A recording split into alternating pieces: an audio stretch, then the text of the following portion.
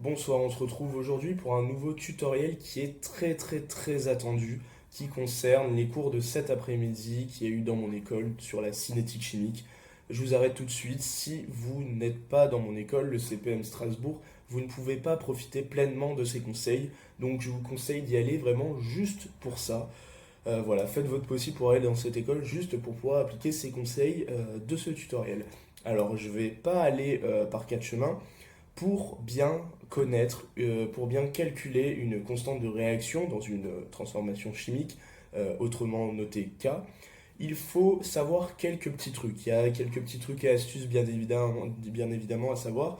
Il y a les dimensions à connaître, très important, la masse et aussi, je pense, une des choses peut-être qui pourrait moins sauter aux yeux, mais qui a son importance, c'est l'énergie d'activation.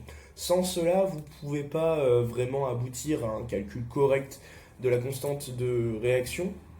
Et donc, après, une fois que vous avez tous ces paramètres-là et que vous les avez mesurés ou d'une quelconque façon, vous pouvez faire quelques petites transformations mathématiques, vous passez dans la moulinette, comme disent les profs de prépa.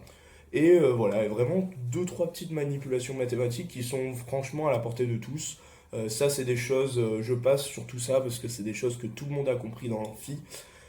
Vous allez sûrement aussi devoir calculer, enfin, vous allez devoir, c'est sûr, vous allez devoir calculer des fonctions moléculaires des particules, donc notées Q minuscule, donc il y a celle de translation, il y a celle de rotation et bien évidemment celle de vibration, mais ça en passe parce que elle est franchement évidente.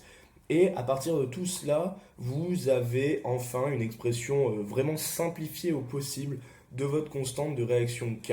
Et avec ça,